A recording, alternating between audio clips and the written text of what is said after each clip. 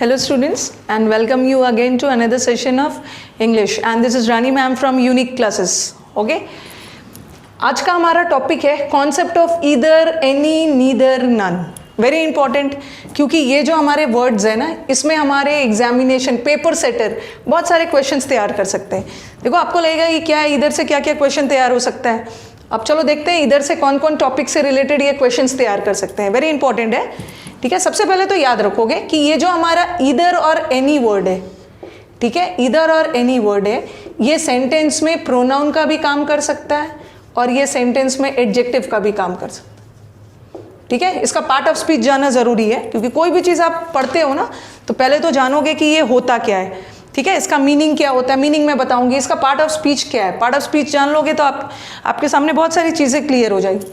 और जो नीदर और नन है, ये भी क्या काम करता है, ये भी प्रोनाउन का भी काम करता है और एडजेक्टिव का भी. ओके, जो चीज़ें मैं एक्सप्लेन करते जाऊंगी और ठीक तुरंत बाद उस पर बेस्ड एग्जांपल्स भी देते जाऊंगी ताकि आपका कॉन्सेप्ट क्लियर हो जाएगा. सबसे पहले मैंने आपको क्या समझाया कि ये जो ईदर और एनी है, ये प्रोनाउन भी होता है, एडजेक्टिव भी. उसी तरह नीदर प्रोनाउन भी हो सकता है और एडजेक्टिव भी, नन भी वही है. चलो अब देखते हैं कैसे पता करेंगे कहाँ पे प्रोनाउन है, कहाँ पे एडजेक्टिव है. अगर मैंने एक सेंटेंस लिखा, ये देखो, ईदर स्टूडेंट was present,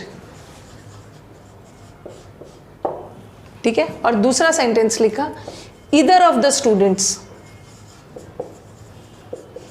जब भी ऑफ लग जाता है ना, ईदर स्टूडेंट मतलब देखो ईदर ऑफ, जैसे एक चीज और देखोगे, एक हमारा होता है वन बॉय वॉज प्रेजेंट. ठीक है, वन बॉय वॉज प्रेजेंट, और फिर मैंने लिखा one of the boys was present. दोनों सेंटेंस लिखा मैंने, दोनों सेंटेंस सही है. ठीक है, बस आपके दिमाग में आ रहा होगा कि यहाँ तो मैंने बॉय लगाया और यहाँ बॉयज लगाया. वन बॉय वॉज प्रेजेंट का मतलब क्या है, वन बॉय वॉज प्रेजेंट मतलब एक लड़का प्रेजेंट था, और वन ऑफ द बॉयज में क्या हो गया, बहुतों में से एक. यहाँ मैंने बात तो दोनों जगह सेम ही बोला है. पहला सेंटेंस में सिंपली बोला है कि एक लड़का प्रेजेंट था, और दूसरे सेंटेंस को बस वही बात बोला है, बस उसमें बोल क्या दिया है मैंने कि वन ऑफ द बॉयज मतलब बहुतों में से एक प्रेजेंट था. तो यहाँ मैंने बताया है बहुतों में से एक. तो जब भी ऑफ आ गया ना तो बाद का नाउन प्लूरल हो जाएगा. अकेला वन था तो क्या था, अकेला वन था तो हमारा नाउन सिंगुलर था, बट वन ऑफ आ गया. वन ऑफ का मतलब है बहुतों में से, तो उसके बाद वाले नाउन को बहुत करोगे ना, बॉयज हो जाएगा. ठीक है, यहाँ बॉयज प्लूरल हो जाएगा, बट हमारे वर्ब पे कोई फर्क नहीं पड़ेगा, क्योंकि यहाँ भी बात हो रही है एक की और यहाँ भी बात हो रही है एक की. डिफरेंस क्या है, एक लड़का प्रेजेंट था वॉज, और वन ऑफ द बॉयज मतलब थे तो बहुत सारे बट प्रेजेंट तो उसमें से एक ही था ना, तो दोनों जगह वॉज लगे. ठीक है, उसी तरह इसमें भी मैंने वही समझाने की कोशिश की है कि ईदर ऑफ द स्टूडेंट्स, अकेला इधर है तो स्टूडेंट, ईदर ऑफ दो में से एक वॉज प्रेजेंट. चलो वो तो हम बाद में डील करेंगे, पहले तो हम देख लेंगे कि ईदर कहाँ का प्रोनाउन है और कहाँ का ईदर एडजेक्टिव है. ये जो स्टूडेंट है, ये स्टूडेंट हमारा नाउन है. ओके, स्टूडेंट नाउन है. कितने स्टूडेंट, ईदर, और नाउन की विशेषता बताने वाले वर्ड्स एडजेक्टिव. तो यहाँ का ईदर किसका काम कर रहा है, एडजेक्टिव का. और अब आ जाओ either of the students. Either of the students मतलब दो स्टूडेंट थे, दोनों में से कोई एक प्रेजेंट था. ठीक है, तो यहाँ जो ईदर है, और ये देख लो, पहले वीडियोस में भी मैंने आपको बताया है, ऑफ क्या है, प्रेपोजिशन. ठीक है, ऑफ हमारा प्रेपोजिशन है, और प्रेपोजिशन के पहले वाले भाग को हम क्या मानते हैं, मेन सब्जेक्ट. और किसी भी वर्ड को मेन सब्जेक्ट होने के लिए क्या होना है, नाउन या प्रोनाउन.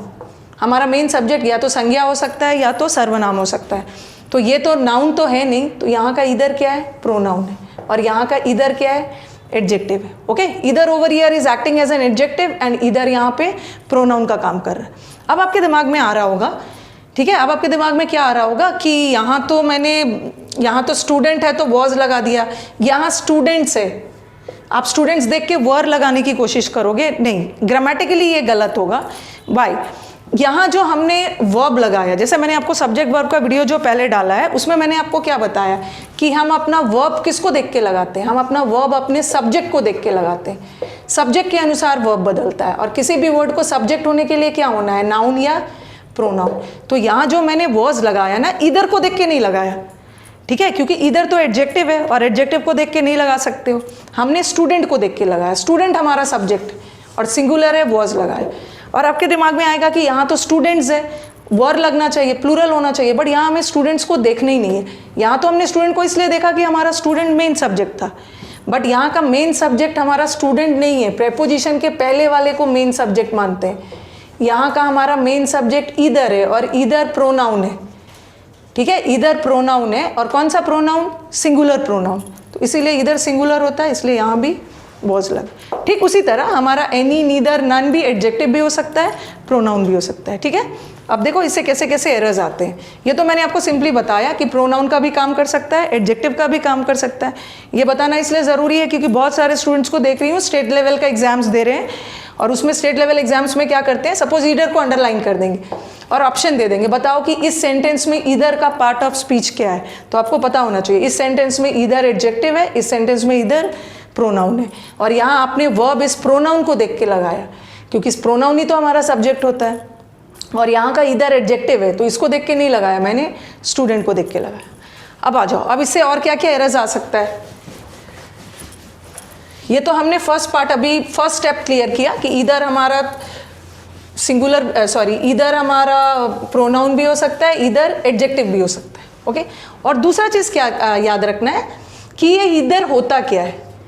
ईदर में दो लोग हैं, ठीक है। अब आपके दिमाग में आएगा कि बोथ में भी तो दो लोग हैं, बोथ में भी तो दो लोग होते हैं और ईदर में भी तो दो लोग होते हैं, बट दोनों में डिफरेंस क्या है। बोथ में बात होती है दोनों की, और ईदर में बात होती है तो दो, बट बात हो रही है दोनों में से किसी एक की, ठीक है। आउट ऑफ टू वन की बात हो रही है, ओके, एक ही की बात हो रही है। यहाँ भी दो लोग हैं बट बात हो रही है एक की, बट यहाँ बात हो रही है दोनों की, ठीक है। तो इसका मतलब क्या है कि हमारा ईदर सिंगुलर है, क्योंकि बहुत सारे बच्चों के दिमाग में क्वेश्चन आएगा कि ईदर एज अ प्रोनाउन पर पढ़ा रही हूँ, not either as an adjective, क्योंकि सिंगुलर प्लूरल एडजेक्टिव का तो नहीं होगा, सिंगुलर प्लूरल हमारा प्रोनाउन और नाउन का होता है। तो मैं जो भी यहाँ ईदर और एनी को डील करूँगी एज अ प्रोनाउन, क्योंकि अभी हम बात कर रहे हैं सब्जेक्ट वर्ब की। ईदर सब्जेक्ट का काम तभी करेगा, ईदर एनी नीदर, जब वो प्रोनाउन होगा, ठीक है। अब आपके दिमाग में क्वेश्चन आएगा कि ईदर भी तो दो, बोथ भी दो, बट डिफरेंस क्या है। बोथ में बात हो रही है दोनों की, और ईदर में भी है दो लोग, बट बात हो रही है दो में से एक की, ठीक है। अब आ जाओ any. Any is more than two, ठीक है।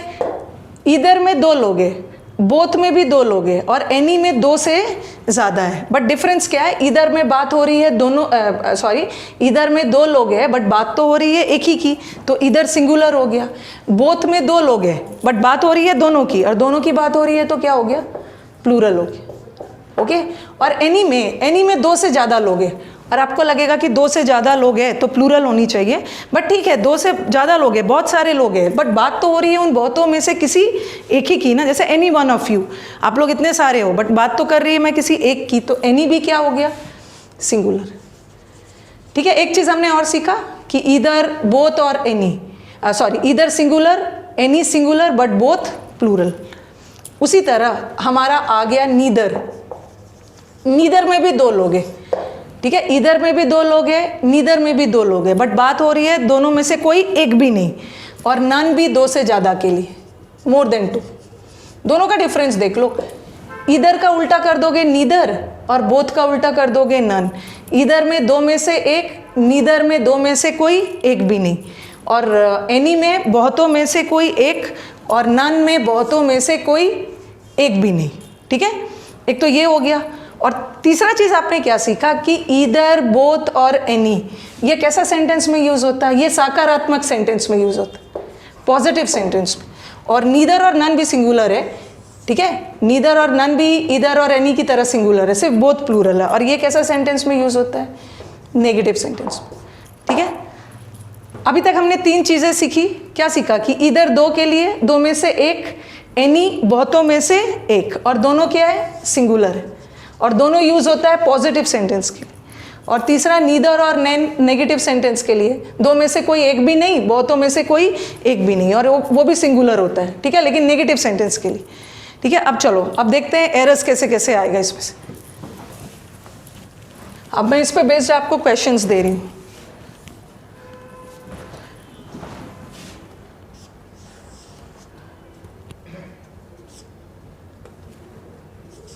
She is beautiful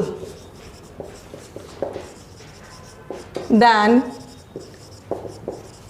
either of her 3 sisters.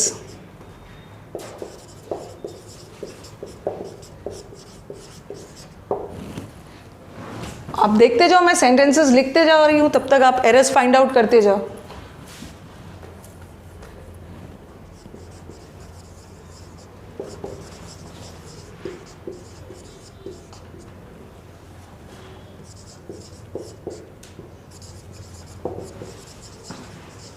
He has 3 sons, but neither of them is hard working.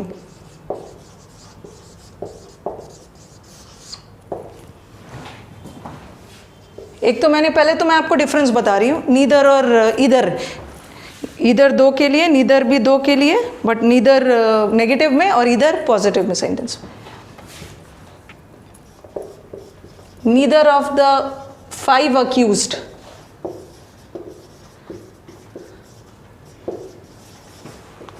Was present. ठीक है, पहले आप 3 सेंटेंस देखो. अभी तक हमने क्या किया, थोड़ा सा रिकैप कर देती हूँ. हमने देखा इधर भी 2, नीदर भी 2. इधर में भी 2 लोग हैं, नीदर में भी 2 लोग हैं, बट बात हो रही है 2 में से 1, और यहाँ 2 में से कोई एक भी नहीं.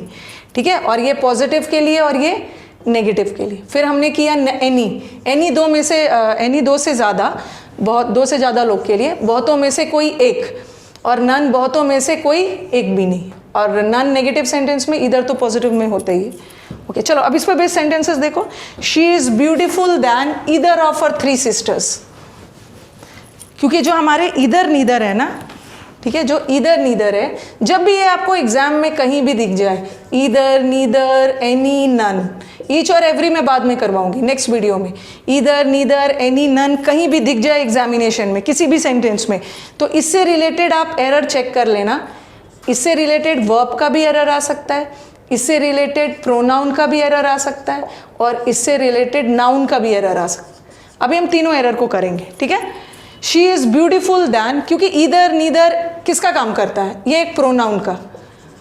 और प्रोनाउन का टेंडेंसी क्या होता है, प्रोनाउन का काम क्या होता है, सेंटेंस में सब्जेक्ट बनने का. और हमारा सब्जेक्ट सिंगुलर भी हो सकता है, प्लूरल भी हो सकता है. और हमारे ग्रामर में 3 ही चीज़ का सिंगुलर प्लूरल होता है, वर्ब का, प्रोनाउन का, नाउन का. इसका मतलब है इससे रिलेटेड यही तीनों का एरर ज़्यादातर एग्जाम्स में पूछा जाता है. आ जाओ, she is beautiful than either of her 3 sisters. इधर कितने के लिए, इधर 2 के लिए, बट यहाँ तो बात हो रही है 3 सिस्टर्स की. तो कुछ बच्चे बोलेंगे मैम ऐसा भी तो कर सकते हैं, 3 सिस्टर्स को बदल देते हैं 2 सिस्टर्स. वैसा नहीं करना है, बात 3 की हो रही है, 3 सिस्टर्स ही रहने देना है. बट इधर तो 2 के लिए है, बट 2 से ज़्यादा के लिए क्या करोगे, एनी.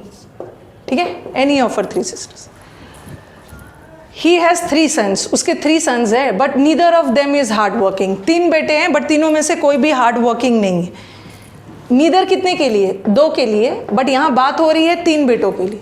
और 2 से ज़्यादा के लिए नकारात्मक में, नेगेटिव में किसका यूज़ करते हैं, नन का. ठीक है, अब आ जाओ.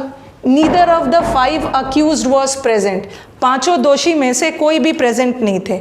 यहाँ 5 दोषी की बात हो रही है, बट नीदर तो यूज़ होता है सिर्फ 2 के लिए. तो यहाँ 5 दोषी है, तो इसको क्या कर दो, नन में. ठीक है, एक तो आपका ये वाला एरर आएगा. अब देखो, इससे रिलेटेड आपका वर्ब का भी एरर आ सकता है.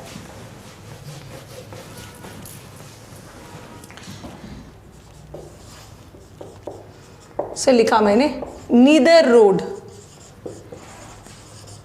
Lead to the station. फिर इसी में आपका एक और वर्ड डाल देती हूं,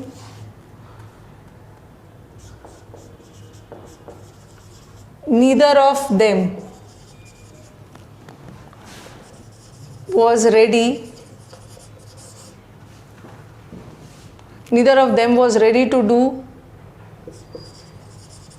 their work.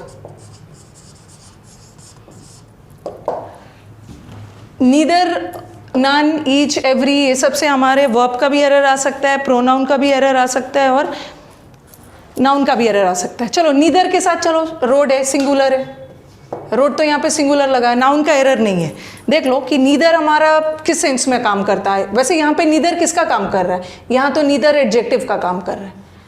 ठीक है, बट ऑफ आ गया है, ये प्रेपोजिशन हो गया है, प्रेपोजिशन के पहले वाला मेन सब्जेक्ट है. तो यहाँ नीदर किसका काम कर रहा है, प्रोनाउन का. क्योंकि मैंने बताया था ना, नीदर प्रोनाउन एडजेक्टिव दोनों हो सकते हैं.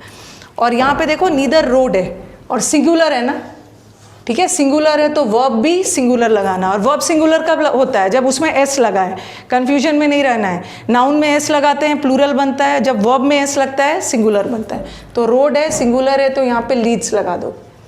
यहाँ हमने लीड्स नीदर को देख के लगाया, बट यहाँ पे देखो नीदर, नीदर जो प्रोनाउन होता है वो सिंगुलर होगा, तो उसका पोजेसिव भी सिंगुलर ही होगा, नीदर ऑफ देम, ठीक है।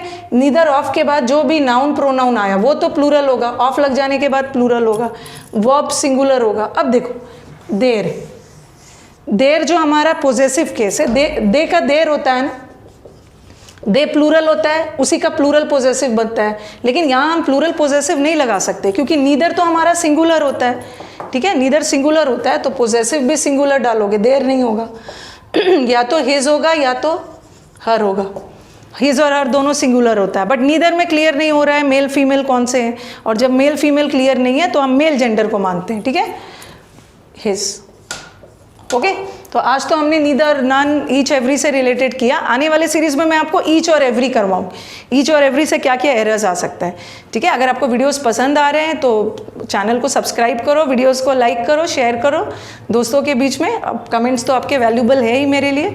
चलो अब मिलते हैं नेक्स्ट सेशन में। Thank you.